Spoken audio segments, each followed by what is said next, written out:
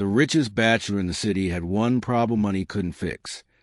His size scared every woman straight out of bed like they'd seen a ghost wearing tight jeans. They called him the untamable billionaire, not because he was wild, but because no one could survive date night, round one. He had accepted his fate, until a stripper half his weight looked at him over a whiskey glass and said, "Baby, I take challenges and tips." That was the night two frustrated strangers made a deal that was supposed to be physical, but became the kind of trouble families hold emergency meetings about. And none of them knew a security camera would later record a blood oath behind an orchid garden that would shake a $1 billion dynasty. By the time a man like Dorian Vale hits 35, he's supposed to have life figured out. The penthouse in Manhattan? He had that. The controlling stake in Vale Global Industries? He had that too. Charity galas, private jets, his name in business magazines? All checked off. What he didn't have was something most men took for granted. A partner who could stay past the first night. The evening started like all the others. Candlelight, a driver waiting outside, a reservation at Elysian Row, one of those places where the steak costs more than most people's rent. Across the table sat Lowena Hollings, daughter of an Australian mining magnate, visiting New York for a month. She was poised, smart, and just sharp enough to keep him on his toes. He thought maybe this time. She laughed at his jokes. She asked real questions about his work. She didn't seem impressed by his money. She liked his mind. By dessert, he was almost hopeful. Later, in his bedroom, that hope cracked. They kissed. The heat rose. Shirts and doubts fell away. Then, the moment she saw him fully, her breath changed. Not in a good way. "Dorian," her voice was soft, apologetic. You're too much." The words were familiar. Too familiar. He stepped back as if she'd slapped him. "I'm sorry," she whispered. "You're amazing. Truly. But I can't." She dressed quickly, eyes shining with an embarrassed kindness that hurt worse than outright cruelty. The elevator doors closed on her perfume, and Dorian stood in the empty hallway, feeling like a man with a grand piano where a normal instrument should have been. He padded barefoot to the kitchen, grabbed a bottle of still water, and leaned over the island, phone in hand. He typed with the stubbornness of a man still hunting for a loophole. How big is too big for normal women? The search results were useless. Medical articles, magazine jokes, strangers arguing in forums. He locked the phone screen and stared at his reflection in the black glass of the oven. Strong jaw, broad chest, the kind of body that sold gym memberships and cologne. And yet, the sentence kept replaying, "You're too much." The penthouse suddenly felt too quiet. He grabbed his jacket, called down to the driver, then canceled a ride halfway through and walked into the city instead. The night air was cool, the sidewalks buzzing with people who looked lighter than he felt.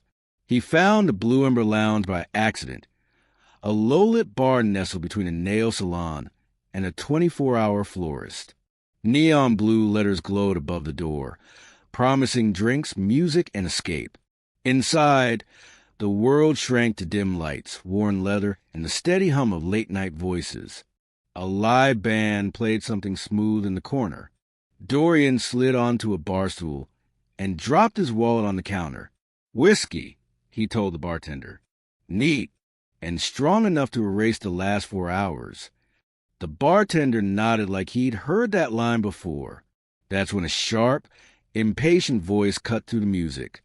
"If one more man grabs me like I'm a vending machine," the woman said, "I swear I'm going to retire tonight and open a bakery just to throw cupcakes at people."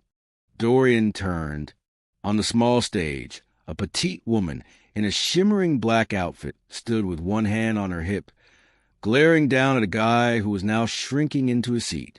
She had high cheekbones, a mouth made for either trouble or truth, and a curtain of dark curls pinned up with glittering clips. The manager waved her off, and she hopped down, stalked past a bar, and dropped onto the stool 2 seats away from Dorian with a loud sigh. The bartender slid a drink in front of her without asking. Tough crowd, Dorian said. Soft hands, she muttered. Big egos. Tiny tips. He huffed a dry laugh, and for the first time all night, the weight in his chest shifted just a little. Her name, he learned, was Saffron Lane.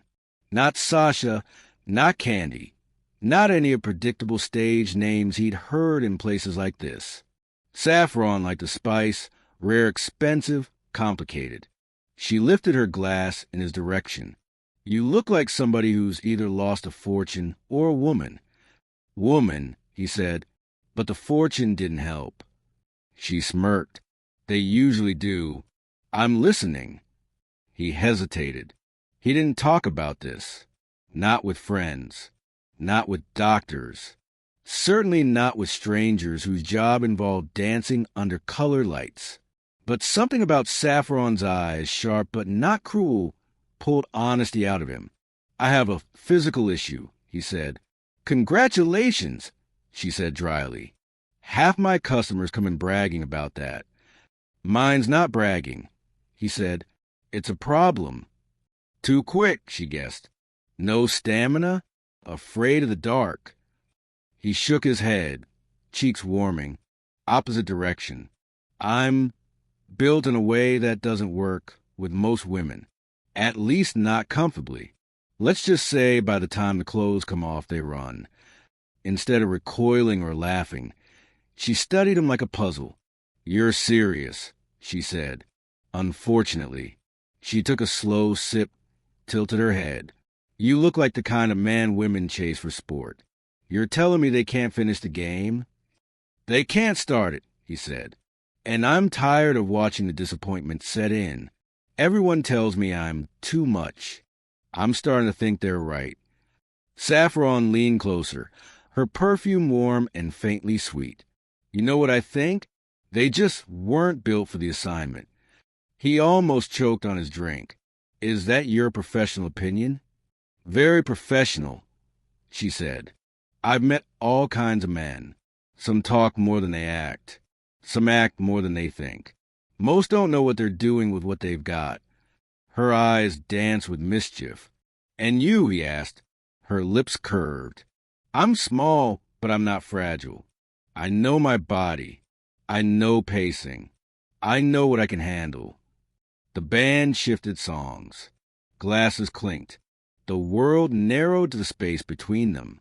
What do you do when you're not on stage? He asked quietly.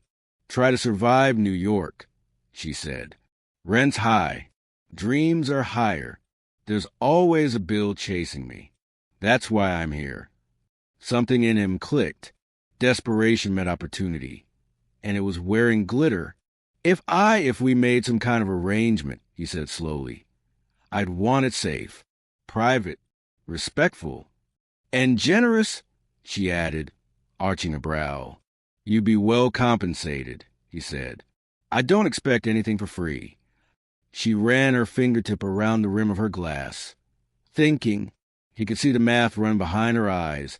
Hours, risk, boundaries, rent due, life worn thin. 10,000, she said finally. Per night. My rules, my pace. No pressure, no rush. We try it once. If I can't handle you, we walk away. If I can, we see where it goes. He knew the number wouldn't touch his accounts.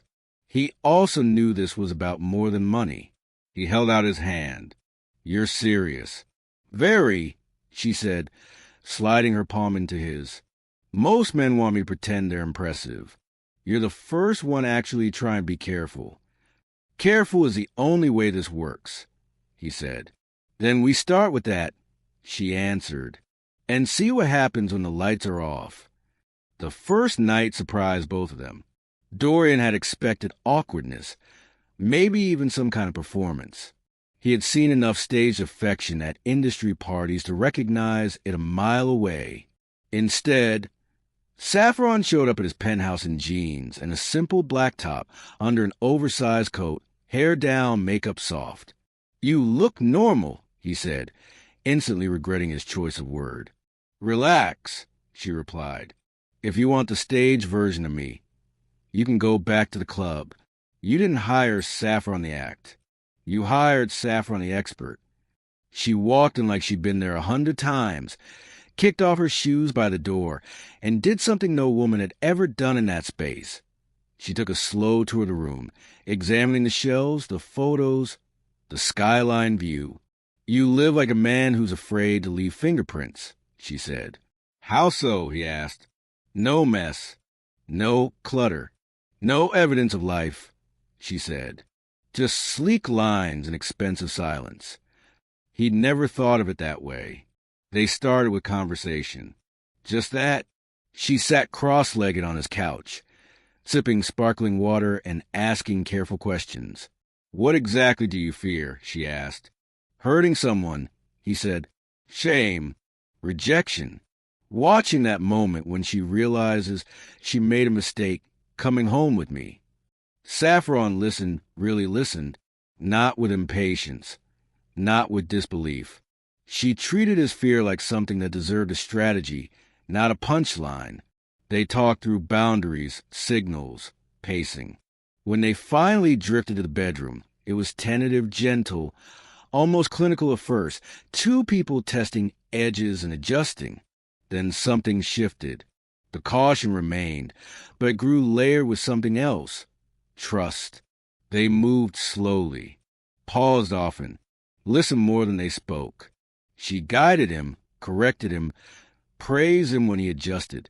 See, she whispered at one point, breathless but steady, you're not too much when the right person knows what she's doing. For the first time in his life, he felt wanted in the place he'd always felt dangerous. One night turned into two. Two turned into 10. 10 turned into a quiet, private routine. He stopped seeing anyone else. She stopped taking other clients. At the club, she turned down offers and laughed off complaints from regulars who missed her. I have one client, she told him, and he keeps me busy. Outside those nights, their bond grew stranger and stronger. They started texting. Short messages at first, scheduled check-ins, practical logistics. Then jokes, memes. A photo of his burnt toast one morning with a caption, I tried to cook, call 911. She sent back a picture of her tiny apartment sink overflowing with dishes and wrote, Domestic goddess reporting for duty. They talked about more than bodies. She told him about growing up in a small town upstate, moving to the city with 2 suitcases, and a stubborn belief she'd figure it out. He told her about boarding school, about his parents, Conrad and Elena Vale, about the expectations that came with being the future of the family. Somewhere between all the teasing and confession, the deal blurred. He found himself checking the clock during meetings, counting down hours until he could see her. She found herself planning her week around his messages, looking for his name on her screen. He caught her humming one of the songs she danced to while she cleaned his kitchen in her socks. She caught him watching her with a softness that didn't match someone who was just a client. It was dangerous, the way they started smiling for no reason when the other walked into the room. And once danger feels that good, it rarely stays contained. When Dorian started skipping certain events, his absence was noted. At a charity gala for St. Augustine Children's Hospital, his cousin Corbin Sterling joked, You're getting old, Dorian. People are starting to think you're secretly married. Or secretly broken. Another cousin, Quade Hollings, added with a smirk that Dorian chose to ignore. The real tension came 2 weeks later, in his father's study. The room smelled like leather, old paper, and quiet ultimatums. Conrad placed a slim folder on the desk between them. These are the profiles of acceptable partners. Dorian's jaw tightened. Profiles? Women from families compatible with ours. Elena said gently from her chair, though the softness in her voice couldn't hide the steel in her posture. There's Keely Keating. Her parents own half the shipping lanes on the West Coast. Maris Lamont, her family's in pharmaceuticals. Bronte Sterling, old Sydney money, very well regarded. Dorian flipped through glossy photos and bullet points. Education, net worth, bloodlines, business alliances. Pick one, Conrad said. Get to know her. We'll support the courtship. I'm already with someone, Dorian said. The room cooled several degrees. With who? Conrad asked. Saffron Lane, he said. She's studying business at Emerson now. She's important to me. Conrad's eyes narrowed. Is she from any of these families? No, Dorian said. What does her family do? Elena asked. She doesn't have much family, Dorian said. She works. Harder than anyone I know. Conrad stood, hands braced on the desk. You will not embarrass this family by dragging in some unknown woman from a club. You had her investigated, Dorian said quietly. Of course you did. Conrad didn't deny it. She's a phase, Conrad continued. We all have them, but she is not your future. Your marriage is not about romance. It's about stability, alliances, legacy. My body is involved in that legacy, Dorian replied, something fierce finally breaking loose in him. My comfort, my peace, my happiness. You don't get to outsource that decision. You will end it, Conrad said. Dorian walked out without another word. That night, he visited Saffron at her tiny off-campus apartment. The place was barely big enough for a couch and table, textbooks stacked in neat piles. Her acceptance letter to Emerson Business Institute was pinned to the fridge with a magnet. You look like someone either got engaged or got fired, she said as she let him in. Neither, he said. Both, maybe. He told her everything. The folder of heiresses. The way his father had said phase, like she was a stain that could be scrubbed off his life. The way the family spoke about marriage like it was a merger, not a promise. Her smile was sad, but not surprised. This is why I don't get attached, she said. This always happens. You're attached, he said. So am I? She swallowed hard, eyes glistening. What if they win? Dorian stepped closer, cupped her face in his hands. Then I lose myself, and I'm done doing that. She let out a laugh that sounded too much like a sob. You're a billionaire, Dorian. Your world runs on contracts. Mine runs on survival. Men like you don't choose women like me. Not forever. He thought of all the cold dining rooms and hollow parties he'd been to, of how alive he felt in her cramped kitchen when she danced barefoot while stirring cheap pasta. I'm not most men like me, he said, and you're not like anyone else. She shook her head. You're talking like a man in love. Maybe I am, he said, and that, right there, was the moment he knew he had to do something his family could not control. The Vale Estate sat just outside the city, a sprawl of old stone, glass, and manicured gardens. It was the kind of place magazines photographed and called timeless. Behind the main house lay Conrad's pride and joy, the orchid garden, a long glass house filled with rare varieties, white blush, deep purple. Dorian had grown up hearing that every serious family decision had once been discussed there. Now he was about to make one of his own. He arrived with Saffron just after sunset. The staff was gone. The house lights glowed in the distance, but the garden was quiet, bathed in a pale wash of moonlight through the glass ceiling. This place is ridiculous, Saffron whispered as they stepped inside. It's like a plant museum. Conrad calls it a sanctuary, Dorian said. Seems fair I hijack it for mine. They walked between rows of orchids, the air humid and gently perfumed. It felt like standing inside a secret. Dorian stopped in the middle of the path, took a small pocket knife from his jacket, and opened it. Saffron frowned. Please tell me you didn't lure me here to stage an accident. He managed a small laugh. I want to make a promise. one that doesn't depend on my father's approval. He dragged the blade lightly across his palm, enough to draw a thin line of red. She gasped and glared. Dorian, he offered her the knife. You don't have to, but I want you to know I'm not going anywhere. Not for a list, not for a check, not for a family name. She looked at the cut, then at his eyes, searching for any trace of doubt. There was none. She took the knife, made a tiny cut on her own palm, and hissed, You owe me moisturizer for this. He smiled, relief mixing with something fierce and bright. They pressed their palms together, blood and warmth meeting between their fingers. Say it, she whispered. I won't leave you, he said. Not for someone easier, not for someone approved. You're it for me. Her voice shook. I won't trade you for safety or status. You're my risk, my choice. They stood like that for a long moment, foreheads touching. Then he lifted their joined hands and kissed the back of hers, right where the cut had been made. Now we match, he said. Hidden in the corner of the glass house, above a cluster of pale orchids, a discreet security camera blinked its tiny red light.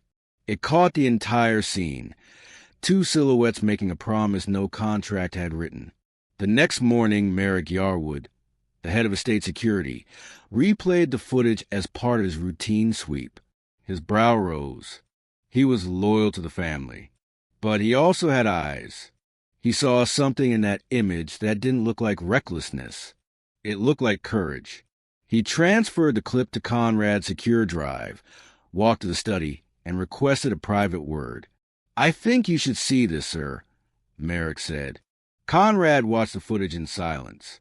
No sound, just visuals. His son, standing where he himself had made business vows, now choosing someone for reasons that had nothing to do with mergers or stock options. He saw the young woman, Saffron, standing there without designer armor, without pedigree, just raw, shaking loyalty. He watched them press their hands together, watched his son kiss her skin, as if that simple gesture meant more than the billions attached to their last name. Elena joined him halfway through, hand covering her mouth. He loves her, she said quietly. Not the way these families talk about love. The real kind. Conrad thought his own marriage, arranged but not unkind. It had been comfortable, steady. It had also been chosen for him, not by him. He thought of Dorian as a boy, stubbornly trying to grow a crooked sapling straight in the yard, refusing to give up on it even when the gardeners told him it was easier to plant a new one. He realized his son was no longer that boy. He was a man, and men had the right to choose the person who saw their worst and stayed. When he finally looked up, there was a decision in his eyes. By evening, the Vale family gathered in the formal sitting room. Corbin, Quaid, distant relatives, advisors in discreet suits. Gossip rippled under the chandeliers. Conrad stood at the front, Elena beside him. Thank you all for coming on short notice, Conrad said. We have an important announcement regarding Dorian's future. The room quieted. Dorian entered hand in hand with Saffron. Heads turned, brows rose, a few lips pursed. Saffron wore a simple ivory dress, nothing flashy, nothing desperate. Her posture was nervous but dignified, chin lifted just high enough to keep from trembling. Conrad stepped toward them, studying her face. Then he turned to the gathered family. This is Saffron Lane, he said. She is the woman my son has chosen. We will be announcing their engagement this month. You could have heard a pin drop. Someone coughed. Someone else muttered something about background checks. Any objections, Conrad added, can be directed to me. But understand this. Our legacy is not built only on alliances. It is built on strength. And strength includes standing by the one person who chooses you when they don't have to. He turned back to Saffron and for the first time offered his hand. Welcome, he said, to this very complicated family. Saffron took his hand, steady now. Thank you, she replied. I brought no pedigree, just honest intentions. Elena smiled, eyes a little misty. Sometimes that's all that's missing. Later, at the edge of the crowd, Saffron tugged Dorian's sleeve. If you ever make me cry like this again, she whispered, voice thick but playful, I'm doubling my old rate. He laughed, pulling her close. Too late. You're on salary now. Lifetime contract? She asked. He brushed his lips against her temple. Baby, you're getting the whole empire. And that, my friend, is how a man everyone called too much found the one woman who didn't flinch. She calculated the risk, took the leap, and ended up rewriting the rules of a billion-dollar family. He thought his size made him unlovable. She saw a man who just needed someone strong enough to stand still and say, I can handle you, all of you. If the story made you smile, blush, or feel that little ache in your chest you can't quite explain, hit that like button. Subscribe for more full cinematic romance stories. Your comments and support keep these stories coming. I'll see you in the next one.